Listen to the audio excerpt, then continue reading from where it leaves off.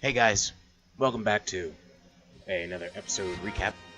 So, we're doing the Mob Psycho 100, episode 1, and the title of this is Doubts About Youth. Oh, that's episode 2, son of a bitch. Oh, give me a second here. Self-proclaimed psychic, Reigen Arataka And Mob. And so, basically, this opening to the show was very interesting. I saw that it had a very cool start. Didn't have to start with the opening, which I always like. It's nice to give a little bit of an introduction, a little bit of a prologue to what you're doing. And it shows like this black figure being attacked by all these supernatural entities. And obviously the black figure is just demolishing them. Then after that, you notice right out the bat that's a silly art style because it's a comedy anime. It's like a comedy and supernatural anime smushed together. And that's what I like. I like when two things that you don't really see all the time get smashed together. It's interesting. After that, and so then it goes to our first, not the main character, but a very important supporting character, Reigen Arataka. He's a con man. He apparently supernatural stuff is a big thing in this world, and he cons people into believing that he can exorcise people, and a lot of hilarity ensues with that.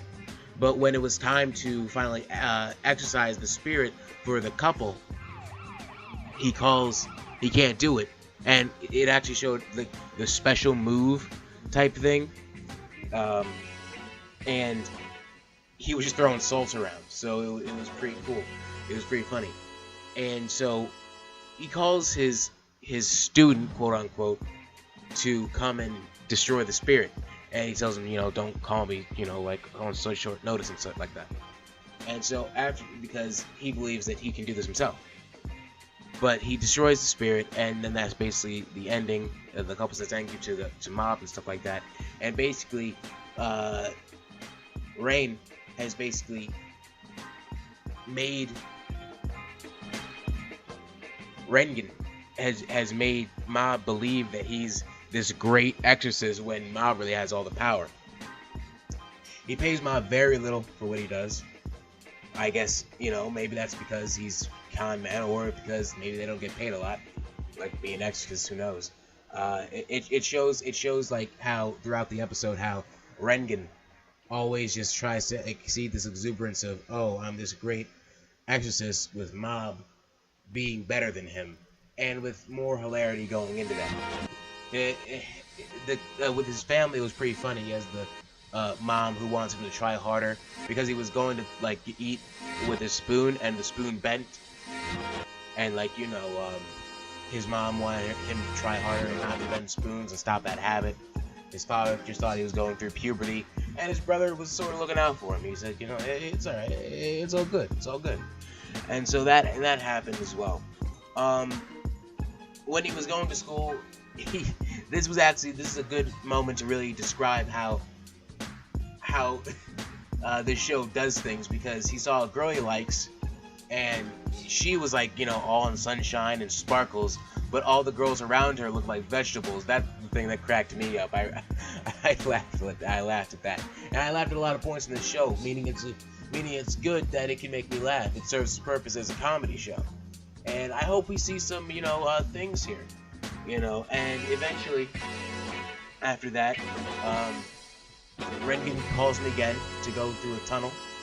And they go through a tunnel, and more of Reigen is this big, Reigen, I forgot how to say this name, but this big exorcist, but in actuality he's just nothing, and things of that nature, and how Mob is this powerful one. And they go through with this, go in, and a lot of funny stuff, and when they were defeating the ghosts, Mob was defeating ghosts, Reigen saw another ghost who was pretty jacked, and Reigen called him a heel wrestler. And when he first saw him, held up his phone just to try to look at him, and on the phone was a picture of Saitama from One Punch. It was a pretty nice plug there. It was a pretty nice Easter egg right there. And so basically Mob just destroyed the guy. They were part of a biker gang. It was pretty funny how they died. They slipped on a banana peel, like their bike slipped on a banana peel, and they died. And he basically turns into like a little spirit, and he defeats the big spirit in the back, and just more of the, you know, Reigen tricking him and stuff like that. And you know, it's pretty nice. It has some. What I could say about it is that it can get a little samey, but I'm sure like in episode 2 will be new stuff as well. You know, but you know, some things did sort of like, I hope this doesn't get too much. Like, you know, I hope they don't do this too often to the point where it becomes not funny. But you know, it was alright. It didn't hurt the characters too much, because it still made the scene. Reigen has like blonde hair sort of, and you know, he always tries to act cool, but you know, he's a con man. He uses fake tools and stuff like that, so that's really his character. Then you have Mob. He's quiet. He has that face of just unexpressional, emotionless, but he's powerful. Another thing in this episode they did that was very awesome was that they kept doing this like percent to Mob's explosion. I guess Mob's gonna have an explosion at some point, but it's going up each notch each time. So I'm sure that'll go up each episode, and we'll see what's going on there. It's a 27 at this point in episode 1. Music was really good. I love the opening. The background music was nice.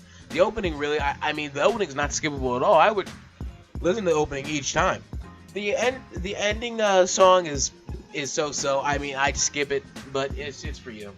So you know, it's not that bad. So yeah, thank you guys, and tell me what you think, and see you later.